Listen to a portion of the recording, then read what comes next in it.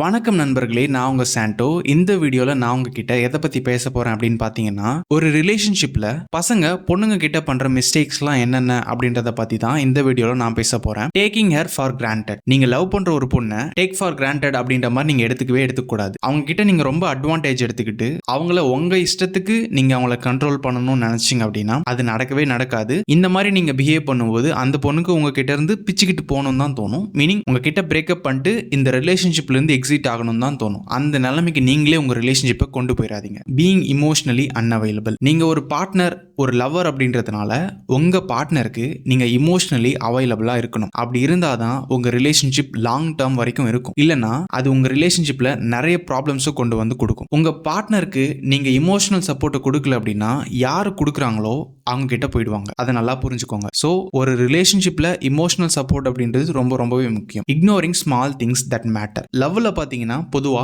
சின்ன சின்ன விஷயங்களை தான் பெரிய பெரிய மிஸ்டேக்ஸே பண்ணுவோம். உங்க பார்ட்னர் கூட டைம் ஸ்பெண்ட் பண்றது, கிஃப்ட் பண்றது, சர்ப்ரைஸ் பண்றது, அவங்களோட நீட்ஸ் என்னன்னு புரிஞ்சுக்கிட்டு அதுக்கேற்ற மாதிரி நடந்துக்கிறது அப்படின்னு சொல்லிட்டு சின்ன சின்ன குட்டி குட்டி விஷயங்கள் எல்லாமே நீங்க கவனமா எடுத்துக்கணும். அப்பதான் அந்த ரிலேஷன்ஷிப் அடுத்த கட்டத்துக்கு போகும். ஸோ அதை பார்த்துக்கோங்க. Being too possessive. ஒரு ரிலேஷன்ஷிப்ல பொசசிவா இருக்க கூடாதா அப்படின்னு கேட்டீங்கன்னா இருக்கலாம். அதுக்குன்னு ஒரு அளவு இருக்கு. நம்ம ரொம்ப பொசசிவா ஆக ஆரம்பிச்சிட்டோம் அப்படின்னா அது ஒரு பாயிண்ட்டுக்கு அப்புறமா டாக்ஸிக்கா மாறிடும். எதுக்கு எடுத்தாலும் பொசசிவ் ஆகிறான் அப்படின்ற மாதிரி உங்க பார்ட்னருக்கு உங்க மேல வெறுப்பு வர ஆரம்பிச்சிடும். ஸோ நீங்க ரொம்ப அதிகமா பொசசிவ் ஆக ஆரம்பிச்சிங்க அப்படின்னா ஒரு பாயிண்ட்டுக்கு அப்புறமா உங்க ரிலேஷன்ஷிப் உடஞ்சு போறதுக்கு கூட அது காரணமா இருக்கலாம். ஸோ பாத்துக்கோங்க. Comparing her to others. உங்களுடைய பார்ட்னர் ஸ்பெஷல், யூனிக் அப்படின்னு சொல்லிட்டு தான் நீங்க லவ் பண்ணிட்டு இருப்பீங்க. அப்படிப்பட்ட ஒருத்தவங்களை நீங்க வேற ஒருத்தவங்களை கூட கம்பேர் பண்ணும்போது அவங்க ரொம்பவே ஹர்ட் ஆவாங்க. அவங்களுக்கு அதை சுத்தமா பிடிக்காது. ஸோ அப்படி இருக்கும்போது நீங்க அவங்கள தயவு செஞ்சு கம்பேரே பண்ணாதீங்க. எந்த ஒரு சிச்சுவேஷன்லயும் அவங்கள கம்பேர் பண்ண வேண்டிய சூழ்நிலையே வந்தாலும் நீங்க அவங்கள கம்பேர் பண்ணாதீங்க. ஏன்னா கம்பேரிசன் அப்படின்றது பார்ட்னருக்கு சுத்தமா பிடிக்காது. ஸோ அதை மைண்ட்ல வச்சுக்கோங்க.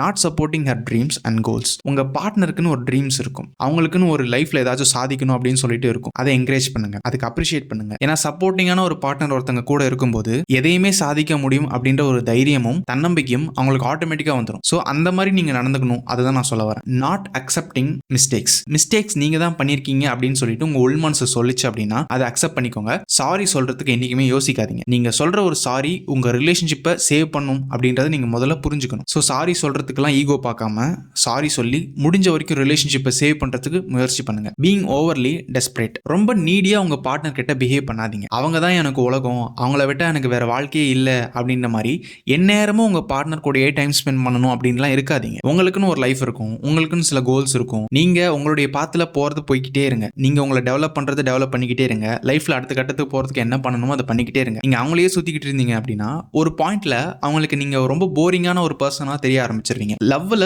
பார்ட்னர் போர்டம் ஃபீல் பண்ண ஆரம்பிச்சிட்டாங்க அப்படின்னா கண்டிப்பா அது பிரேக்கப்ல தான் கொண்டு போய் முடிக்கும். ஸோ உங்களுக்கு பதிலாக ஆல்டர்னேட்டிவா வேற ஒருத்தவங்களை பார்க்க ஆரம்பிச்சிருவாங்க. Lack of effort in communication அப்படின்றது ரொம்பவே முக்கியமான விஷயம் எல்லா ரிலேஷன்ஷிப்லயுமே அப்படின்ற விதமா சொல்லப்படுது. அப்படி இருக்கும்போது உங்க பார்ட்னர் கூட நீங்க கம்யூனிகேஷன் வச்சுக்கிறதுக்கு எந்தவித எஃபர்ட்டுமே நீங்க போடல அப்படின்னா உங்களுடைய ரிலேஷன்ஷிப் உடையறதுக்கு நீங்களே காரணமா இருக்கீங்க அப்படின்றத முதல்ல புரிஞ்சுக்கோங்க. ஏன்னா கம்யூனிகேஷன் அப்படின்றது ஒரு ரிலேஷன்ஷிப்ல நிறைய ப்ராப்ளம்ஸை சால்வ் பண்ணக்கூடிய ஒன்று. அப்படிப்பட்ட கம்யூனிகேஷன் அப்படின்ற ஒன்று ரெகுலரா இருந்துகிட்டே இருக்கணும். நம்ம கம்யூனிகேஷன்ல கேப் விட்டோம் அப்படின்னா அது நிறைய தேவையில்லாத ப்ராப்ளம்ஸை ஒரு ரிலேஷன்ஷிப்ல கொண்டு வந்து கொடுத்துரும். ஸோ அதை அவாய்ட் பண்ணிக்கோங்க. Not valuing her friends and family. நீங்க முதல்ல அவங்கள வேல்யூ பண்ணணும். ரெண்டாவது அவங்க ஃப்ரெண்ட்ஸை வேல்யூ பண்ணணும். மூணாவது அவங்க ஃபேமிலி மெம்பர்ஸை வேல்யூ பண்ணணும். நீங்க அவங்களெல்லாம் வேல்யூ பண்றீங்க அப்படின்னு தெரிஞ்சா மட்டும்தான் நீங்க வேல்யூபிளான ஒரு பர்சனா அவங்க கண்ணுக்கு தெரிவிங்க. ஸோ உங்க பார்ட்னர் எப்படி பார்ப்பாங்க அப்படின்னா எனக்கு மட்டும் வேல்யூ பண்றவங்களா இல்லாம என் ஃப்ரெண்ட்ஸ், என் ஃபேமிலி மெம்பர்ஸ்னு சொல்லிட்டு எல்லாருமே மதிச்சு நடக்கிற ஒரு பார்ட்னர் தான் தனக்கு சரியான ஒரு பார்ட்னரா இருப்பாங்க, சரியான ஒரு பொருத்தமா இருக்கும் அப்படின்னு சொல்லிட்டு அவங்க பிலீவ் பண்றாங்க. அவங்களுடைய நம்பிக்கைக்கு ஏற்ற மாதிரி